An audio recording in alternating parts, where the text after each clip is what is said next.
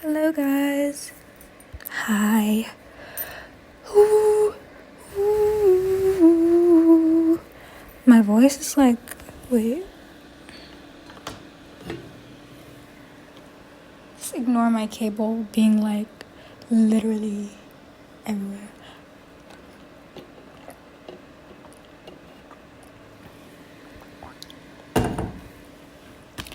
Hi guys.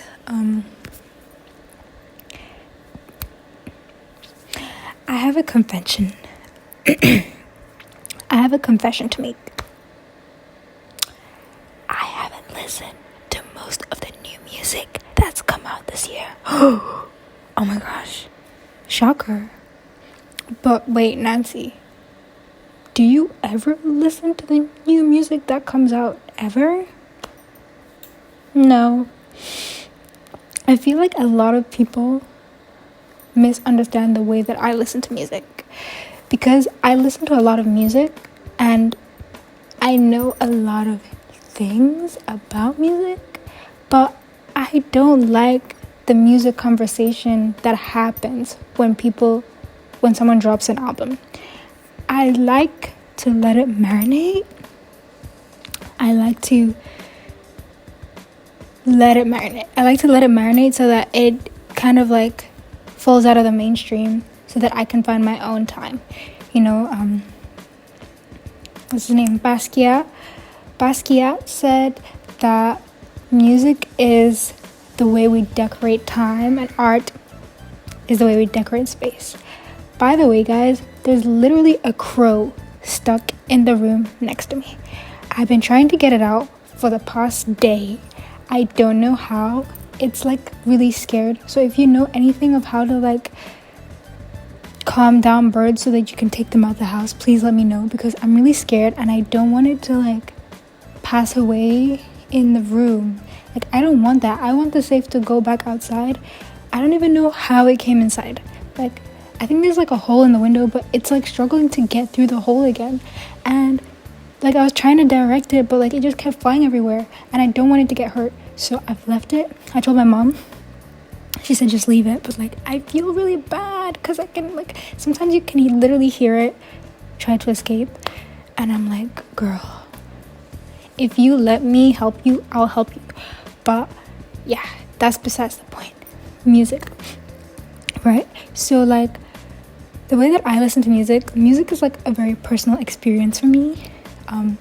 I like to wait for like the discussion of an album to drown out, and then I essentially find my own time, and then I listen to the album or the song or whatever that came out, just because I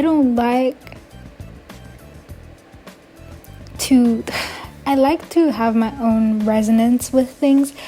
I don't like it when it's a manufactured resonance, like with the Taylor Swift album that just came out. Like, I feel like there's specific times that people release music on purpose because they know there's going to be a large conversation of music, but also because a lot of record labels specifically pick times for music to marinate so that like you can have the song of the summer, or people listen to more music when they don't have school or work, or they're on holiday. So I feel like the way that music is released in this day and age is very manufactured, and I don't like that. I like my relationship with the music that I listen to be like non-manufactured in a sense. Like, I remember when Igor came out, I didn't listen to Igor when it came out. I actually listened to it like a few months after everyone like had a craze over it. Same with Astroworld. I wasn't even in the UK when it came out. I was actually like in a completely different country and I had like no Wi-Fi, but I'm so glad that I didn't listen to it during that time, you know? I actually only listened to Astroworld in 2022, and that's because like someone that I was talking to at the time put me onto it. And like, if they hadn't put me onto it, honestly, I probably wouldn't have felt the need to really listen to the album, even if it's critically acclaimed. I like to find my own times to listen to the albums that I want to listen to. Like, I love that freedom. And in a sense, it also creates original experiences, because then like people can put me onto music and like I can associate those people with that album with those songs. Like with one of my friends, they're really into like Isaiah Rashad. I don't know if I pronounced that properly, but like I hadn't listened to anything by Isaiah besides like his collabs with SZA or like any other TDE artist, and I hadn't listened to like a full project until they put me on. Not even because like I didn't mess with Isaiah, but because like I just didn't feel the need to at the time. And like I like it when music comes to me. I don't like it when I force myself to listen to an album, you know. Like recently someone put me onto the Schoolboy Q album, and I don't know if you can believe this or not, but I have never listened to a Schoolboy Q album, like ever. That was the first album I'd ever listened to, and like I was telling my other friend about it, and they were like, there's no way. Like, yes, there's definitely way, you know. I don't like the way that I consume media to be like influenced by the media I consume. Yeah, that makes a lot of sense. I like the way that I consume I don't like the way that I consume music to be influenced by the music I consume. What? I don't like the way that I don't like the way that I consume music to be influenced by the media that I consume. I like the music to be completely separate from the media that I consume, so that I can find my own resonance with the music outside of said media. And that like is in relation to like social media, like with TikTok and with Twitter and like all these social media applications where there's a lot of conversations going around music. I don't really like to intersect myself into that until after the hype has died down, because a lot of people don't even let like a song, an album, some stuff marinate. They always jump to want to have like the first opinion, the first thing to say about it.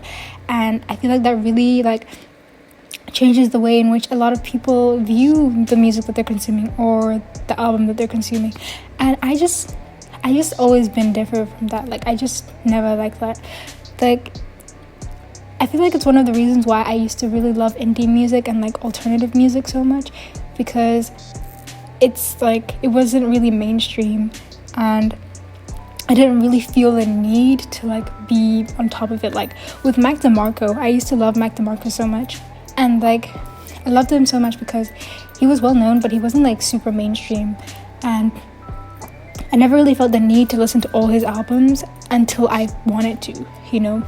And the same goes for Beba Doobie. Like I listened to her after she dropped her first, like I think it's a year after.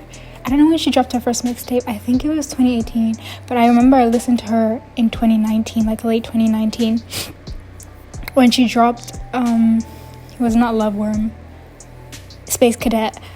And I didn't really feel the need to even listen to the whole album. I had like one favorite song, which was She Plays Bass. I love that song to death. I love that song. I will always love that song. I'm gonna make my kids listen to that song. I need to get that mixtape EP I need to get that EP on vinyl. Like I need it. Like that EP like literally like changed me as a person, you know. That's what I like about music. Like music is a transformative thing for me. It's like a transformative process. It marks stages of my life. It's how I mark stages of my life, and I don't like that to be manufactured by social media or what I'm consuming. I like it to be authentic. So because I really track, like I even track people with music. I track personalities with the music that they listen to.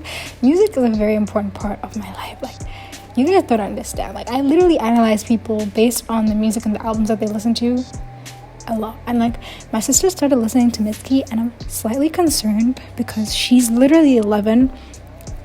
I don't know what's going on. Like I went into her room one time and she fell asleep listening to me and my husband, and I was like, oh, that's so cute, girl. I don't know, please don't be indoctrinated into depression. Love Mitski though. I used to love Mitski too, but I was in a very dark place when I liked Mitski, and so I don't like Mitski that much anymore.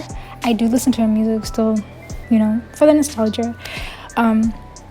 But yeah, it's stuff like that makes me realize that, like, I like to relate to the music that I listen to. I like the experience to relate to each other. And it's so funny for me to say that, because I remember, like, I used to listen to a lot of heartbreak music when I was, like, so single and, like, not even heartbroken. But, like, heartbreak music is just, it's heartbreak music is very commercial, one, but it's also, like, really relatable, because the human heartbreak, especially, like, expressed through, like, an artistic way, it's just, you're, as a human, you're gonna relate to heartbreak, because all humans have been through some form of heartbreak, you know. But like, I would find myself also listening to heartbreak music when I was, like, in a fully committed, like, loving relationship, which is kind of crazy. But, like, I think that aspect of me has changed now, because I was, like, 16 when I did that, or, like, 17, same age. But I don't think I could ever be able to do that anymore. Like, if I'm in love, I want to listen to love music. Like, like, same with my sister, like, why do you want to be depressed right now? Like, listen to, like, Bubble Guppies. You're, like, 11, you know. Listen to music that resonates with you, not just, like, what sounds good. That's kind of the way that I've gone, like, with my relationship with music. I don't just like to listen to music that sounds good anymore. I like to resonate to the music. Like, I used to love Cardi so much, guys. Cardi was, like, one of my favorite. He was, like, basically my favorite rapper for, like, the longest time. I remember in 2019, 2020, like, a lot of his songs leaked on SoundCloud. I would just, like, listen to Pissy Pamper on repeat. Like, I would listen to them on repeat, literally on repeat. Like, I didn't relate to anything that was there. I just thought it sounded good. And then, like, now when I listen to it, like, some of the stuff I'll be listening, and, like, now I'm, like, kind of grown, and I'm like,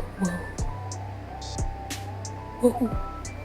And, like, Whole Lotta Red, I defended that album Christmas of 2020. I was there on Twitter defending that album. To the point where my account, like, my spam account, got taken down because it was that deep. And, like, but I was there, like, I was defending it, and now I listen to it, and, like, there's a few songs that I literally can't listen to because, what? Like, same with, like, rap. Like, I can't listen to super misogynistic music anymore, because I'm just, like, I genuinely get uncomfortable, like, in my body, and I feel like my cells aren't supposed to be listening to that, you know. Now I've started listening to, like, I still listen to everything that I listen to. Like, I do still listen to Cardi. It's just, like, certain songs that, like, I really can't listen to anymore, because I realized that, like, back then I didn't even, like, really listen to them like that. I just listened like that because I related to them. I listened to them because, one, the hype, like like, I remember when all those leaks came out, like, everyone was like, oh my gosh, everyone was trying to get, like, leaks to listen to what Cardi has been, like, making. Same thing with, like, Mitski. Like, she was really big on TikTok. She still is, but TikTok was, like, one of those places where a lot of artists blew up. Oh my gosh, and Doja Cat, like, I used to love Doja Cat. I still do, but then I found out she was, like, doing talking to neo-Nazis online, which, like, I don't even know what that situation was all about, but I couldn't really resonate with her music anymore, because she was, like, basically an e-girl, and I was also, like, kind of an e-girl at the time. Like, it's, like, alternative. So, like, I resonated with her, and then, like, when I turned 17, I was like, nah, this is kind of corny. Like, I love you, but this is kind of corny. But her new album, I really mess with it. I really mess with her artistic direction. Oh my gosh, and Pink Panthers. Guys, I've loved Pink Panthers since she had 10K followers on TikTok. That's how long I've been following her. I've been following her before she, like, when she would literally make beats and put, like, aesthetic things in the back, and she wouldn't even really like singing like that, because she didn't want people to hear her voice. She wouldn't show her face, nothing. I was there. I watched Pink Panthers come up. Like, I literally watched her to the point where she collabed with Central C, and then that song, like, literally blew up, and, like, also blew up her career when she was, like, I think at one point she linked up with Olivia Rodrigo in London. Like, I watched that whole come up. It was so, like, she was so inspirational to me, because I was like, oh my gosh, you are so monumental. Like, you just made beats because you loved making beats, and now you're, like, literally a superstar. That's insane. Same with Ice Spice. I used to follow her like before she went popular for that song. She used to be a TikTok girl. Like, she used to literally be like an e-girl. Like, she would wear like colorful wigs and stuff. She would rap occasionally, but like I remember I followed her on TikTok because I thought she was pretty, and then like out of nowhere, like she started rapping, and I was like, oh, that's hard, like that's amazing, and then boom, she starts popping. And I was like, what? Maybe it's just me. Maybe I just have like a lucky streak of always like finding young artists, like, or like artists right before they're about to blow up. That was different with Tyler though. I didn't even like know Tyler like that until like Water dropped, and I was like, oh my gosh, who is this beautiful lady?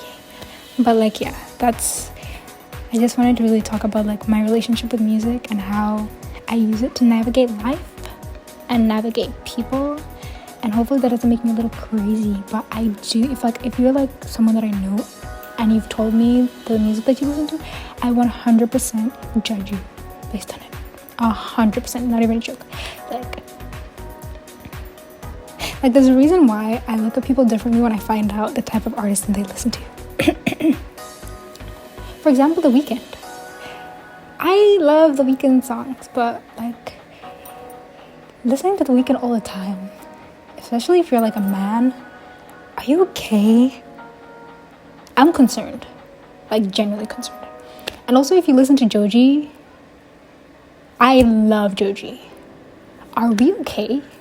Are you okay? Am I okay? I don't know. Those aren't even like the most depressing things. Like Frank Ocean fans are like so chilled and laid back, but like super depressed. But like in a casual way, like not even in like oh, I'm so depressed, but like they're just so casual about their depression, and they just like kind of push it through, which is like, are you okay? Aaliyah fans, they're just so cool. I'm an Aaliyah fan, so I'm cool. What else? I just make a lot of judgments based on the artist that you listen to, because for you to resonate with the music subconsciously, you resonate with the artist, or you just don't care that much about like the essence of music, which I do. I'm like low-key a spiritual girl, so like energies are really important to me, and I can't be listening to depressing music all the time because I literally get depressed. So yeah, that's it, guys. Let me know if you want any more of these discussions about music. I'll even do a video like on how I judge you based on the music artists you listen to, because I can do that for like the whole spectrum of the music industry, like from Radiohead to the 1975 to Cigarettes After Sex to Bucket, Mizky, obviously, Tyler Creator, Earl Sweatshirt, Cardi. What's those two lesbian girls called? I can't remember what they're called. Phoebe Bridgers. Not that band, but yeah, them. I can judge you based on all the music you listen to. And trust me, I know a lot of music, and I listen to a lot of music. Oh, and if you listen to jazz, you're like 100% much cooler than the rest of the world. Like, you're just cool. Like, it's just ingrained in your soul. Like, you're just epic. If you listen to jazz rap, you're out of this world. You're amazing. And if you don't like Kendrick Lamar, you're weird, and you should get away from me. Bye.